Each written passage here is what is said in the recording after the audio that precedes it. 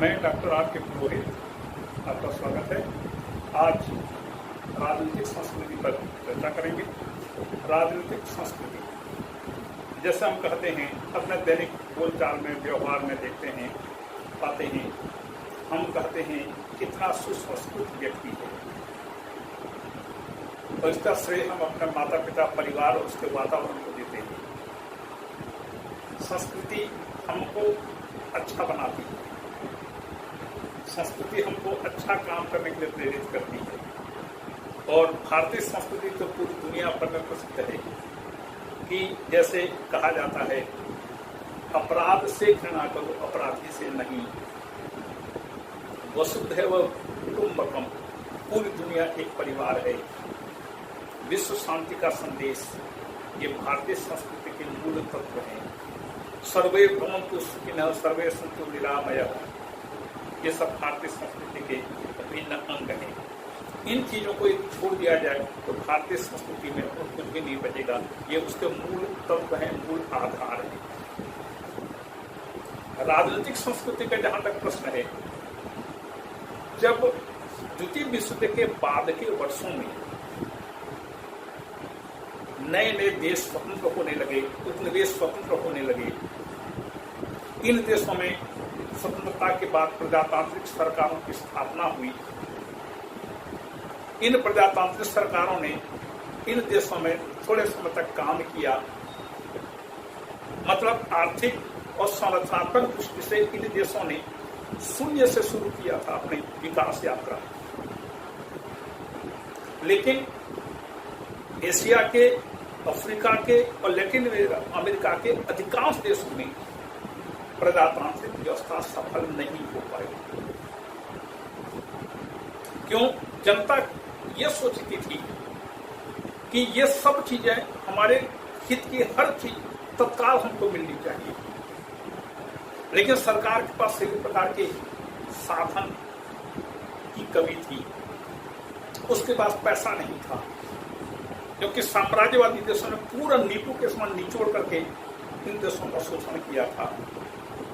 इनको शून्य से अपना विकास कार्य करना था। तो हुआ यह कि प्रजातांत्रिक सरकारें लोगों की आकांक्षाओं को पूरा नहीं कर पाई, और ऊपर से भ्रष्टाचार। तो परिणाम यह हुआ कि इनमें से, जिसे हम आज तृतीय विश्व कहते हैं, विकासशील देश कहते हैं, अधिकांश देशों में प्रजातांत्रिक व्यवस्था असफल हो गई। जब प्रजातांत्रिक व्यवस्था असफल हो गई तो राजनीतिक विचारों ने सोचा कारण क्या है। यदि प्रजातंत्र स्विट्जरलैंड में सफल हो सकता है, इंग्लैंड में सफल हो सकता है, अमेरिका में सफल हो सकता है, ऑस्ट्रेलिया, कनाडा में सफल हो सकता है, तो पाकिस्तान में सफल क्यों नहीं हो सकता? आखिर प्रजातंत्र एक ऐसी व्यवस्था है जहां जनता स्वयं अपने हितों के बारे में निर्णय लेती है। तो इन देशों में प्रजातंत्र सफल क्यों नहीं हो पाया? बर्मा में क्यों नहीं हुआ? थाईलैंड में क्यों नहीं हुआ? एशिया के विभिन्न, अफ्रीका के विभिन्न देशों में क्यों नहीं हुआ? यहाँ पर दूसरे प्रकार की व्यवस्था जो लगभग तानाशाही के समान थी, क्यों यहाँ पर स्थापित हो गया? तो जब राजनीतिक वैज्ञानिकों ने इस पर विचार करना प्रारंभ किया, तो उन्होंने आखिर में यह निष्कर्ष निकाला कि हर देश की राजनीतिक संस्कृति अलग अलग होती है, और राजनीतिक संस्कृति अलग होने के कारण वहां की शासन व्यवस्था भी प्रभावित होगी। व्यक्ति का व्यवहार, यहीं से व्यवहारवाद की उत्पत्ति होती है, यहीं से राजनीतिक संस्कृति की अवधारणा का विकास होता है। एक और महत्वपूर्ण बात, पाकिस्तान पहले भारत का अंग था। भारत का विभाजन करके पाकिस्तान का निर्माण हुआ, लेकिन पाकिस्तान में प्रजातंत्र सफल नहीं हो पाया। भारत में लगातार जड़ जमाते गया, और आज ऐसी प्रजातांत्रिक व्यवस्था भारत में स्थापित हो चुकी है कि आगामी कई वर्षों तक इसके खत्म होने की संभावना नहीं है। लेकिन पाकिस्तान का रिकॉर्ड है कि आज तक वहां पर कोई निर्वाचित सरकार 5 वर्ष तक नहीं काम कर पाई, अपना निर्धारित कार्यकाल तो पूरा नहीं कर पाई, चाहे कोई भी सरकार। और वहां पर सैनिक तानाशाही लगातार आते रहे। एक ही देश थे दोनों, लेकिन दोनों स्थानों पर रहने वाले लोगों की संस्कृति अलग अलग है। और ये सब चीजें राजनीतिक संस्कृति के कारण ऐसा या वैसा होता है। तो आखिर राजनीतिक संस्कृति क्या है? एक लाइन में कहें कि राजनीतिक संस्कृति का अर्थ होता है लोगों की राजनीति के बारे में धारणा। लोग राजनीति के बारे में क्या सोचते हैं, इसी को राजनीतिक संस्कृति कहते हैं। अपने भारत में राजनीतिक संस्कृति क्या है? भारत में जब व्यक्ति सभी ओर से निराश हो जाता है, मतलब उसको नौकरी नहीं मिलती, कोई काम नहीं मिलता, कहीं से कर्जा नहीं मिलता, बैंक से लोन नहीं मिलता, वो कोई काम नहीं कर पाता, क्योंकि शिक्षा व्यवस्था ऐसी है कि व्यक्ति को काम करने के अयोग्य बना देती है। सरकारी नौकरी हो उसको चाहिए, वह बाबू बन करके जीवन यापन कर लेगा, लेकिन मेहनत मजदूरी करके काम नहीं करेगा, क्योंकि पढ़ा लिखा है, BA कर लिया है। तो आखिरकार वह जब सब ओर से निराश हो जाता है, वह राजनीति में प्रवेश लेता है। तो भारत में राजनीति के बारे में हमारी धारणा क्या है?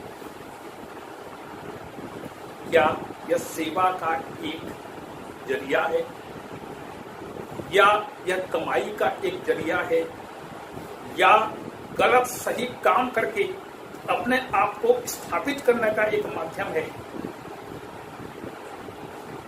जब सभी ओर से हमको निराशा मिलती है, हम राजनीति में जाकर के शरण लेते हैं और राजनीति में देखते ही देखते नेता बन जाते हैं।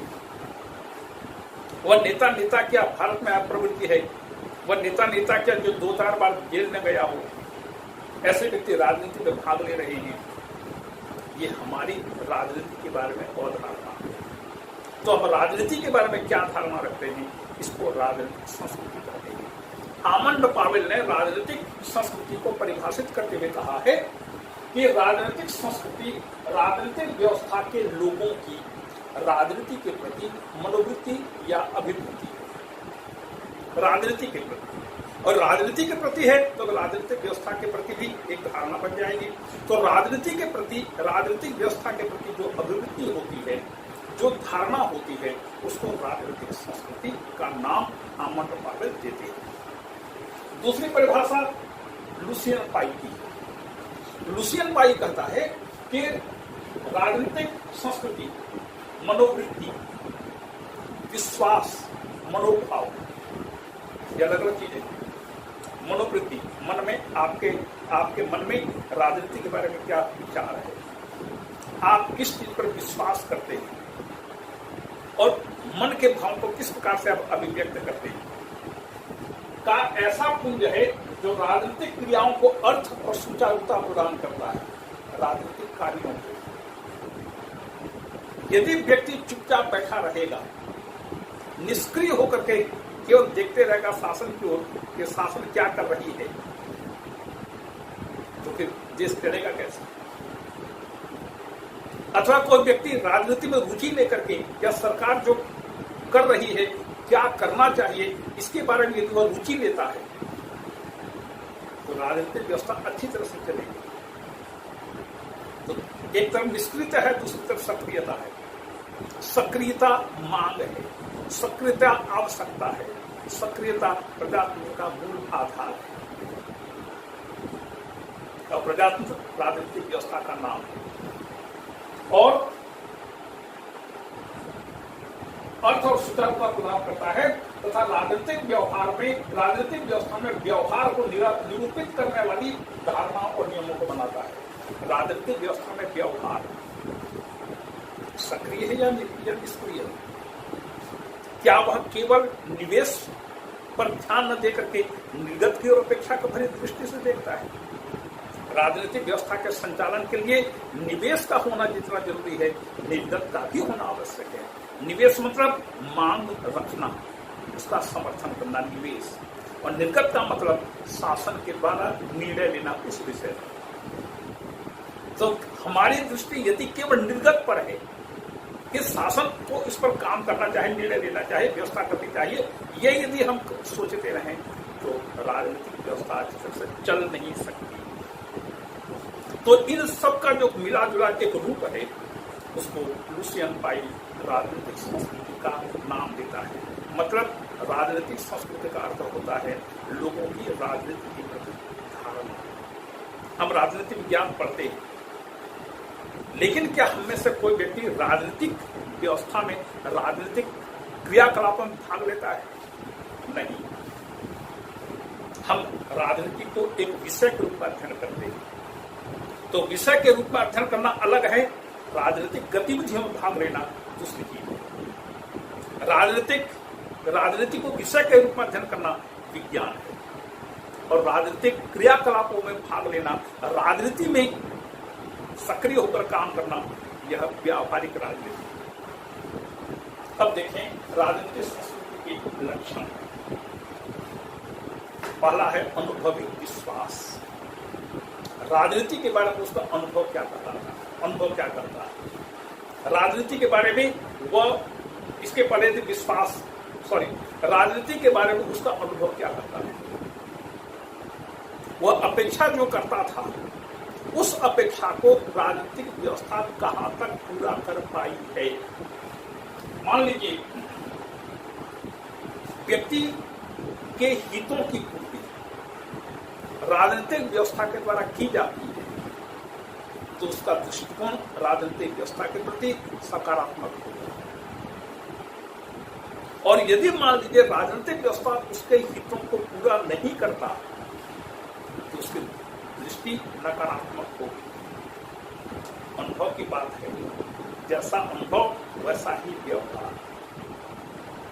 दूसरा है मूल्य अभिरुचि। मूल्य अभिरुचि, उसकी प्रवृत्ति क्या है, वह चाहता क्या है। यदि सरकार ऐसे काम करती है जिससे लोगों का हित पूरा होता है, जैसे अभी सरकार ने उज्ज्वला योजना के अंतर्गत गांव में रहने वाले परिवारों को गैस कनेक्शन दिया, महिलाओं की प्रवृत्ति, महिलाओं की रुचि राजनीतिक व्यवस्था के प्रति सकारात्मक हो गई। ये सरकार अच्छा काम कर रही है। अभी जैसे अपने छत्तीसगढ़ में गोधन न्याय योजना वगैरह है, या अनेक प्रकार की जो कल्याणकारी योजना जो लगातार चल रही है, उससे लोगों का हित पूरा हो रहा है, लोगों की रुचि सकारात्मक होगी। और मान लीजिए सरकार ऐसा काम करती है जिससे लोगों का हित पूरा नहीं होता, लोगों की अपेक्षाएं पूरी नहीं होती, उनका दृष्टिकोण नकारात्मक हो जाएगा। तो मूल्य अभिरुचि, देखिए आजकल जो विद्यार्थी सफलता प्राप्त करना चाहते हैं, पढ़ने वाले तो साल भर पढ़ते हैं, लेकिन कुछ ऐसे विद्यार्थी होते हैं जो शॉर्टकट अपना करके सफलता प्राप्त करना चाहते हैं। ऐसे पढ़ाकू लोगों को मैंने देखा है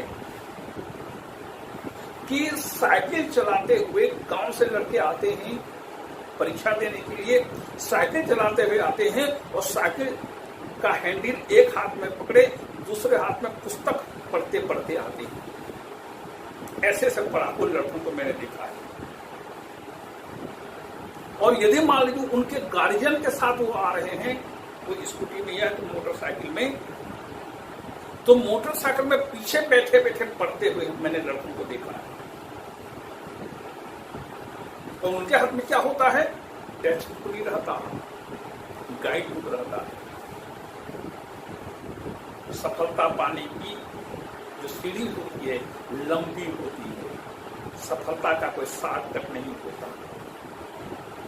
और यह संभव है कि व्यक्तियों की इसी मूल्य अभिरुचि के कारण कोई देश तानाशाही सरकार का वर्ण करता है। आपको याद होगा हिटलर के बारे में। हिटलर 1933 में आया था, सत्ता में 1933 जनवरी में। हिटलर के आने के पहले जर्मनी की आर्थिक स्थिति इतनी दयनीय थी जिसको आप अंकन नहीं कर सकते, इतनी दयनीय थी। और सभी दृष्टि से यह उपेक्षित था, शोषित था, दमित था, सभी प्रकार से यहां पर बुराइयां घर कर गई थी। हिटलर आया और 6 साल के अंदर उसने जर्मनी को इतना तैयार कर लिया कि वह दूसरी विश्व युद्ध को भी प्रारंभ कर दिया। 6 साल के अंदर यह सफलता का साथ कर रहे। जिस 1919 में जर्मनी के साथ संधि होने के बाद दक्षिण अफ्रीका के प्रधानमंत्री जनरल स्मर्ट्स ने कहा था कि अब जर्मनी अगले 100 साल तक कोई युद्ध करने की स्थिति में नहीं होगा, उसका इतना दमन किया गया था। अगले 100 साल तक कोई युद्ध के बारे में सोचे ही नहीं सकेगा, ये जनरल स्मर्ट्स ने कहा था जर्मनी के बारे में। वही जर्मनी 6 साल के अंदर द्वितीय विश्व युद्ध प्रारंभ करने की स्थिति में पहुंच गया, सफलता का साथ कर गए। और आप जानते होंगे, जो व्यक्ति जितनी तेजी से आगे बढ़ेगा, जितनी तेजी से ऊंचाइयों पर जाएगा, उतनी तेजी से वह धड़ाम से गिरेगा भी। और जब 1945 में जर्मनी जब द्वितीय विश्व युद्ध समाप्त हुआ, जर्मनी 2 टुकड़ों में बढ़ चुका था। मूल्य अभिरुचि, तानाशाही व्यवस्थाएं विकास ला सकती, लेकिन जनता को संतुष्ट नहीं कर सकती, क्योंकि जनता को भोजन से ज्यादा विचार अभिव्यक्ति की स्वतंत्रता चाहिए होती है। चीन को देख लीजिए, चीन में जब तक कड़ाई है तब तक चीन ठीक ठाक है, थोड़ी सी ढील दीजिए, देखिए चीन की हालत क्या होगी। यही स्थिति स्टालिन के समय सोवियत संघ की थी। गोर्बाचेव ने इस कड़ाई में थोड़ी सी ढील दिया, बिल्कुल थोड़ी सी, पेरेस्ट्रोइका और ग्लासनोस्ट को देकर के देखिए 5 साल के अंदर सोवियत संघ पूरा भरभरा करके टूट गया, विकसित हो गया, सोवियत संघ ही खत्म हो गया तो रूस बच गया। तो लोगों की मूल्य अभिरुचि क्या है? क्या वो सफलता प्राप्त करने के लिए शीघ्रता चाहते हैं और इस शीघ्रता के चक्र में तानाशाही का वर्ण करते हैं? आज पाकिस्तान की हालत देख लीजिए, आर्थिक हालत कितनी खराब हो चुकी है। और ऐसी स्थिति में सेना को हस्तक्षेप करने का मौका मिलता है। सेना का हस्तक्षेप पाकिस्तान में शुरू से रहा है, लेकिन पर्दे के पीछे रह करके सेना काम करती है वहां पर थोड़े समय के लिए। लेकिन जैसे उसका मौका मिलता है, सत्ता हथियाने में देर नहीं करती। लोगों के मूल्य भी। और तीसरा है प्रभावी अंतरक्रियाएं। लोगों में किस प्रकार से आप संस्कार डाल रहे हैं? क्या भारत में शिक्षा में ऐसा कोई विषय होता है, स्कूल में, कॉलेज में, मिडिल स्कूल में, प्राइमरी स्कूल में, हाई स्कूल में, कॉलेज में, कहीं पर भी कोई ऐसा पाठ रहता है कि जिसके माध्यम से आप में राष्ट्रीयता का विकास हो सके, आप में नैतिकता का विकास हो सके, राष्ट्रीय चीजों के बारे में, राष्ट्रीय संस्कृति के बारे में आप में गौरव का अनुभव हो सके? क्या इन चीजों को भारतीय शिक्षा व्यवस्था में सम्मिलित किया गया है? कहीं पर कोई चैप्टर हो ऐसा?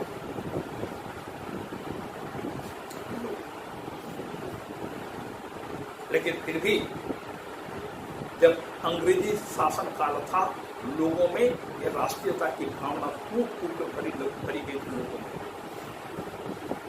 परिणाम ये हुआ कि जिन लोगों ने अपनी शहादत दी, भगत सिंह, राम प्रसाद बिस्मिल वगैरह बहुत लंबी चौड़ी सूची है, ये भावना उनमें तब आई जब उनमें ये भावना भरी गई और हंसते हंसते उन्होंने फांसी पर लटकना स्वीकार किया, अंग्रेजों के सामने झुकना स्वीकार नहीं किया। शहीद होने का भाव, अपने देश के लिए कुछ करने का भाव, ये प्रभावी अंतरक्रियाओं के द्वारा ही आता है। प्रभावी अंतरक्रिया ऐसी क्रियाएं जो व्यक्ति को प्रभावित करती है। क्रिया, प्रतिक्रिया, अंतरक्रिया। क्रिया मतलब काम करना, प्रतिक्रिया का मतलब क्रिया का जवाब देना और नकारात्मक जवाब देना, ये प्रतिक्रिया का कार्य। जैसे गर्म तेल में आप पानी के छींटे डालते हैं, वो प्रतिक्रिया चढ़चढ़ाता है। अंतर क्रिया, क्रिया को सहयोग करना, परस्पर बोलचाल करना, परस्पर वार्तालाप करना, उस काम को और सहयोग करना, सपोर्ट करना, ये अंतर क्रिया है। तो ऐसी अंतर क्रिया जो व्यक्ति को प्रभावित करती है, ये चीज राजनीतिक संस्कृति के द्वारा ही, ये राजनीतिक संस्कृति को पूरी तरह से प्रभावित करती है। अब आगे देखिए राजनीतिक संस्कृति के प्रकार। पहला है संकीर्ण राजनीतिक संस्कृति। शासक क्या कर रहा है हमको कोई मतलब नहीं, लेकिन शासक को क्या करना चाहिए हमको कोई मतलब नहीं। शासक क्या कर रहा है हमको उसमें रुचि है। मतलब हम पाने के लिए अपने हाथ फैलाए हुए हैं, अपनी झोली फैलाए हुए हैं, लेकिन शासक आप ये नहीं बोल रहे हैं आपको ऐसा करना चाहिए। ये संकीर्णता का प्रतीक है। और विशेष करके तानाशाही व्यवस्थाओं में आप जबकि मुंह खोल नहीं सकते, ये संकीर्ण राजनीतिक संस्कृति पाई जाती है। दूसरा पराधीन व्यवस्था, पराधीन राजनीतिक संस्कृति। पराधीन राजनीतिक संस्कृति का मतलब हुआ व्यवस्था क्या कर रही है। अंग्रेजों के जमाने को देखिएगा, अंग्रेजों के जमाने में जब तक कांग्रेस का गठन नहीं हुआ था, जब तक लोगों में जागरूकता नहीं आ पाई थी, तब तक सब चुपचाप बैठे रहते थे। जब कांग्रेस का गठन हुआ, लोगों में धीरे धीरे करके जागरूकता आने लगी, हर बार मांग किया जाने लगा। मांग, फिर उसका समर्थन भी होता गया, निवेश हुआ। निवेश के बाद फिर निर्गत। भले ही कांग्रेस की मांगों को सरकार कभी भी पूरा स्वीकार नहीं करती थी, थोड़ा बहुत कर देती थी भले ही, लेकिन जनता की रुचि निवेश और निर्गत दोनों में होने लगी। तो पराधीन संस्कृति के अंतर्गत शासक वर्ग क्या कर रहा है इस पर रुचि होती है, केवल निर्गत पर क्या करना चाहिए पर नहीं होता। और संकीर्ण के अंतर्गत शासन कुछ भी करे या न करे, कोई रुचि ही नहीं है, हम अपना काम करते चले। ये संकीर्ण राजनीतिक संस्कृति। पराधीन के अंतर्गत शासक क्या कर रहा है इस पर रुचि, क्या करना चाहिए पर रुचि नहीं। और तीसरी चीज सहभागी, निवेश और निर्गत दोनों पर विचार, दोनों पर प्रभाव, दोनों के बारे में रुचि, निवेश पर भी निर्गत पर भी। निवेश का मतलब मांग करना, उसका समर्थन करना, और निवेश और निर्गत का मतलब शासन क्या कर रहा है उसको भी देखना, दोनों के बारे में रुचि लेना, और उसके बारे में फिर अपनी क्रिया, अपनी प्रतिक्रिया, अपनी अंतरक्रिया भी प्रकट करना। और ये सब चीजें शासन के पास पहुंचाना या विभिन्न माध्यम से सरकार के पास पहुंचना, ये सब चीजें राजनीतिक संस्कृति के प्रकार है। तो संकीर्ण है, कोई मतलब नहीं है शासन से हम अपना काम करें। संकीर्ण है, पराधीन है, शासन को क्या करना चाहिए इस पर रुचि नहीं, क्या कर रहा है उस पर रुचि। और सहभागी के अंतर्गत शासन और जनता की भी, व्यवस्था और जनता की भी एक तादाद का संबंध स्थापित हो जाता है। ये राजनीतिक संस्कृति के प्रकार है। अब राजनीतिक संस्कृति के नियामक, दुनिया के सभी देशों में राजनीतिक संस्कृति में भिन्नता पाई जाती है। एक अपने भारत की राजनीतिक संस्कृति अलग है, इंग्लैंड की राजनीतिक संस्कृति अलग है। अभी थोड़े दिन पहले ब्रिटिश प्रधानमंत्री जॉनसन को त्यागपत्र देना पड़ा था। उनकी गलती क्या थी? बिल्कुल छोटी छोटी गलतियां थी। कोरोना काल में उन्होंने बर्थडे पार्टी मनाई और एक बार उन्होंने झूठ कहा। परिणाम यह हुआ कि लोग इतनी ज्यादा आलोचना करने लगे, उनसे त्यागपत्र मांगा गया, उनको त्यागपत्र देना पड़ा। अभी लिसा ट्रस प्रधानमंत्री बनी, उन्होंने वादा किया था कि हम टैक्स घटाएंगे, लेकिन जब उन्होंने बजट बनाया टैक्स नहीं घटाया। टैक्स उनका घटाया जो समाज के उच्च वर्ग के लोग थे। आम जनता को टैक्स से कोई राहत नहीं मिली। लोगों में असंतोष उत्पन्न होना शुरू हो चुका है और लोग बोल रहे हैं कि उनको त्यागपत्र देना चाहिए। ये राजनीतिक संस्कृति। हमारे भारत में कुछ भी कर लीजिए सब सही है, कुर्सी नहीं जानी चाहिए। कुर्सी पर ऐसे चिपक जाते हैं हमारे नेता कि जब तक सांस है तब तक कुर्सी होनी चाहिए। हर देश की राजनीतिक संस्कृति अलग अलग होती है, तो ये अनोखापन क्यों आता है? हर देश की राजनीतिक संस्कृति अलग अलग क्या होती है? ये उसको नियामक है। कौन सी चीजें राजनीतिक संस्कृति को निर्धारित करती है? पहला है व्यक्ति परक हित। व्यक्ति का हित पूरा होता है, शासन के प्रति उसका दृष्टिकोण सकारात्मक होता है। व्यक्ति का हित पूरा नहीं होता है, शासन के प्रति उसका दृष्टिकोण नकारात्मक होता है। दूसरा सहभागिता। वह अपनी रुचि के अनुसार राजनीतिक क्रियाकलाप में भाग लेगा। यदि भाग लेगा तो उसका परिणाम अलग होगा। यदि व्यक्ति का नकारात्मक दृष्टिकोण है तो राजनीतिक संस्कृति पर अलग प्रभाव पड़ेगा। यदि भाग ले रहा है मतलब यह हुआ कि वह अपने या समाज के हित में कुछ काम करने का प्रयास करेगा, और चुपचाप बैठा है उसका कोई मतलब नहीं होगा। तो सहभागिता, जितनी ज्यादा सहभागिता होगी देश की राजनीतिक व्यवस्था उतनी मजबूती से काम करेगी। तीसरा है राजनीतिक विश्वास। राजनीति के प्रति उसका धारणा क्या है, राष्ट्र के बारे में उसकी धारणा क्या है, राष्ट्रीय संस्कृति के बारे में उसको क्या सोचता है, क्या वो भारतीय संस्कृति को अंधविश्वास मानता है? हम पश्चिमीकरण की ओर लगातार बढ़ते जा रहे हैं। आधुनिकीकरण नहीं हो रहा है, पश्चिमीकरण हो रहा है। पश्चिमी देशों का अंधानुकरण ये पश्चिमीकरण है। जैसे भारत में घी खाने की प्रवृत्ति रही, लेकिन कुछ लोगों ने यह प्रचारित किया कि घी मत खाओ, घी खाने से मोटापा बढ़ता है। लोगों ने घी खाना बंद कर दिया। खेतों में गाय के गोबर का उपयोग किया जाता था। लोगों ने प्रचारित किया केमिकल्स लगाओ, केमिकल्स डालो और खूब ज्यादा उत्पादन करो। उत्पादन तो बढ़ गया, लेकिन भूमि की उर्वरा शक्ति कम हो गई और व्यक्ति के शरीर में अनेक प्रकार के रोग उत्पन्न होने लग गए। तो आप ऐसा काम करिए, ऐसी चीजें लाइए, ऐसी चीजें स्थापित करिए जो राष्ट्र का कल्याण करे, व्यक्ति का हित पूरा करे, और उनमें अच्छी अच्छी बातें व्यक्ति में शामिल, व्यक्ति में आए ताकि वह समाज की सेवा कर सके। तो ये तीन चीजें राजनीतिक संस्कृति की नियामक है। चौथा है परिवर्तन, जो राजनीतिक संस्कृति के नियामकों को प्रभावित करते हैं। व्यक्तिगत हित, सहभागिता, राजनीतिक विश्वास को जो चीजें प्रभावित करती है वे परिवर्तन है। परिवर्तन का मतलब ऐसे तत्व जो राजनीतिक संस्कृति को प्रभावित करते हैं। इसमें पहला है ज्ञानात्मक अभिमुखीकरण।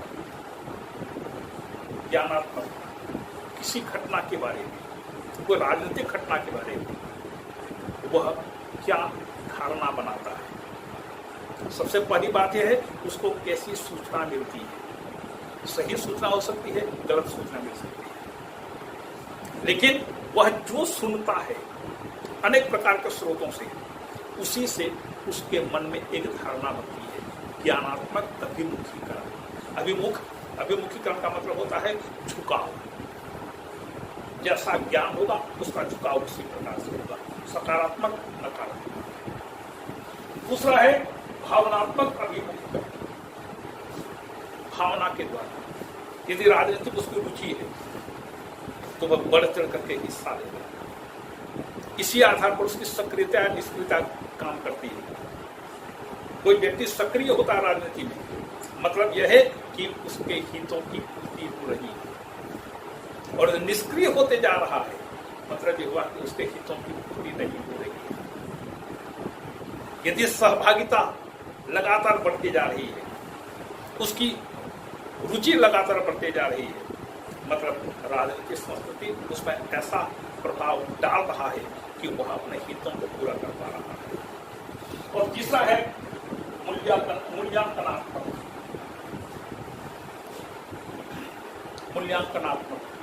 कोई भी घटना घटती है पूरे देश भर में या कोई भी कार्य होता है देश में, वह अपने ज्ञान के द्वारा, अपनी सूचना जैसे उसको प्राप्त होती है, अपनी जानकारी के द्वारा उस घटना का मूल्यांकन करता है। यदि वह कोई दलगत व्यक्ति है तो अपने दल के द्वारा किए गए हर काम का समर्थन करेगा, लेकिन कोई बौद्धिक व्यक्ति है, वह मान लीजिए राजनीति में सक्रिय नहीं है, लेकिन राजनीतिक प्राणी है, रुचि लेता है राजनीतिक घटनाओं के बारे में, उसका मूल्यांकन वह अपने मूल्यों के आधार पर करेगा, मूल्यों के आधार पर, अपनी निजी धारणा के आधार पर करेगा। तो इसके परिवर्तन 3 हैं, एक ज्ञान है, दूसरा है भावना, तीसरा है मूल्य। ज्ञान, भावना और मूल्य, ये तीनों चीजें राजनीतिक संस्कृति को निर्धारित करती हैं। अब देखें राजनीतिक संस्कृति के आयाम, अलग अलग पक्ष हैं। राजनीतिक संस्कृति का मतलब ये तो हमने देख लिया, राजनीतिक संस्कृति का मतलब राजनीति की प्रतिधारणा, लेकिन राजनीति के भी तो अलग अलग पक्ष हैं। सबसे पहला राष्ट्रीय चरित्र, आप उसमें कैसा राष्ट्रीय चरित्र का बीजारोपण कर रहे हैं। राजनीतिक संस्कृति व्यक्ति के राष्ट्रीय चरित्र में देखी जाती है कि लोगों का राष्ट्रीय चरित्र कैसा होना चाहिए। हम यदि कहीं विदेश चले जाते हैं, हमसे पूछा जाता है आप कहाँ से आए हैं, बोलते हैं कि हम पंजाब से आए, हरियाणा से आए, भारत से आए नहीं बोलते। मैं पंजाबी हूं, मैं हरियाणवी हूं, मैं तेलुगु हूं, मैं तमिल हूं, इस प्रकार से बोलते हैं। हम भारतीय हैं ऐसा नहीं बोलते। ये राष्ट्रीय चरित्र नहीं है, सबसे पहले आप भारतीय हैं। तो राष्ट्रीय चरित्र फिर दिखता है राजनीतिक संस्कृति में, और ये जरूरी है। दूसरा है लोगों में परस्पर तादात्म्य, कि राजनीतिक संस्कृति ऐसी होनी चाहिए जो लोगों के बीच परस्पर समन्वय की स्थापना करे, भेद न करे। उनके बीच जितना तादात्म्य संबंध होगा लोगों के बीच, देश राष्ट्र उतना मजबूत होगा। लेकिन मान लीजिए कुछ लोगों के मन में एक पृथकता का भाव है, वो राष्ट्र के मुख्य धारा के साथ अपने आप को समायोजित नहीं कर पा रहे हैं, तो फिर ऐसी राजनीतिक संस्कृति का कोई मतलब नहीं है। 20वीं शताब्दी के अंतिम समय में 1983 से लेकर के लगभग मान लीजिए 2000 तक श्रीलंका में सिंहनी समस्या थी, तमिलों की समस्या थी। तमिलों और सिंहनियों के बीच लगातार गुल्ला युद्ध चलता रहा, जिसका आखिर परिणाम हमने राजीव गांधी को खोकर पाया था, आपको पता होगा। श्रीलंका में रहने वाले तमिलों की सबसे बड़ी समस्या यह थी, जिसके बारे में श्रीलंका के सिंहनों की समस्या ये थी कि तमिल पिछले सैकड़ों वर्षों से लंका में रहने के बावजूद वे अपने आप को श्रीलंका की मुख्य राष्ट्रीय धारा के साथ समायोजित नहीं कर पाए थे। तो तमिल रहते थे श्रीलंका में सैकड़ों वर्षों से, लेकिन अपने आप को भारतीय समझते थे। राष्ट्र की मुख्य धारा के साथ उनको सम्मिलित होना चाहिए था। उनमें पृथकता का भाव था। परिणाम यह हुआ, खून खराबा हुआ, हजारों लाखों लोग मारे गए। क्या मिला? कुछ नहीं। तो जनता के बीच परस्पर तादात्म्य संबंध राजनीतिक संस्कृति लाता है। तीसरी चीज निर्गत आस्थाएं। निर्गत आस्थाएं, निर्गत मतलब शासन के द्वारा लिए जाने वाले निर्णय। शासन जो भी योजना बनाती है, कार्य करती है, नीति बनाती है, निर्णय लेती है, इसके प्रति जनता के मन में आस्था होनी चाहिए। यह आस्था होनी चाहिए कि शासन जो भी करेगा अच्छा करेगा, हमारी भलाई के लिए करेगा। हर देश की राजनीतिक पृष्ठभूमि अलग अलग होती है, ऐतिहासिक पृष्ठभूमि अलग अलग होती है, और ऐतिहासिक पृष्ठभूमि व्यक्ति के चरित्र का निर्धारण करती है। दूसरी चीज भौगोलिक स्थिति। उसकी भौगोलिक स्थिति कैसी है, क्या उसकी सीमाएं थल से लगी हुई हैं या जल से लगी हुई है, और मुख्य भूमि से कितना दूर है। जैसे ऑस्ट्रेलिया बिल्कुल निर्जन स्थान पर समुद्र के बीचों बीच पड़ा हुआ है। जैसे अमेरिका प्रशांत महासागर के उस पार है, और उस जमाने में अमेरिका तक जाने के लिए महीनों भर लगता था समुद्र के रास्ते पे। एक ही मार्ग था, समुद्र का मार्ग, थल मार्ग होने का प्रश्न ही नहीं था। और चूंकि एरोप्लेन का आविष्कार नहीं हुआ था, इसलिए आप 2 घंटे में पहुंच भी नहीं सकते थे या 10 घंटे में पहुंच नहीं सकते थे, महीनों लग जाते थे। तो उसकी भौगोलिक स्थिति कैसी है। एक महत्वपूर्ण बात, जब पाकिस्तान का निर्माण हुआ था तो पाकिस्तान 2 भागों में बंटा हुआ था, एक पूर्वी पाकिस्तान, दूसरा पश्चिमी पाकिस्तान। पूर्वी पाकिस्तान को आज बांग्लादेश कहते हैं और पश्चिमी पाकिस्तान पाकिस्तान बन गया। इन दोनों पाकिस्तानों के बीच, पूर्वी और पश्चिमी पाकिस्तानों के बीच 1800 मील की दूरी थी, पर आने जाने के लिए 2 मार्ग थे, जल मार्ग और दूसरा थल मार्ग। थल मार्ग का तो प्रश्न ही नहीं उठता, वायु मार्ग था। लेकिन वायु मार्ग से आने के लिए आपको भारत की अनुमति लेने की आवश्यकता है। तो जब भौगोलिक दूरी इतनी अधिक है तो लोगों में तादाद का संबंध कैसे होगा, कृतज्ञता का भाव तो आएगा ही। तो ये भौगोलिक स्थिति। दूसरा है आर्थिक सामाजिक संरचना। देश की आर्थिक सामाजिक स्थिति क्या है, क्या वह आर्थिक दृष्टि से सक्षम है, क्या वह सामाजिक दृष्टि से परिपूर्ण है। उस देश की कैसी स्थिति होगी, राजनीतिक संस्कृति का निर्धारण उसी प्रकार से होगा। एक सामान्य संस्कृति जो संस्कृति है, हम जैसे कहते हैं व्यक्ति तरफ से संस्कार डालिए, तो ये संस्कृति भी राजनीतिक संस्कृति को प्रभावित करती है। और आखिरी है विचारधारा। उस देश की विचारधारा क्या है, शांति की विचारधारा है या युद्ध की विचारधारा है, नकारात्मक विचारधारा है या सकारात्मक विचारधारा है, लोकतांत्रिक विचारधारा है या तानाशाही अधिनायकवादी विचारधारा है, साम्यवादी विचारधारा है या पूंजीवादी विचारधारा है।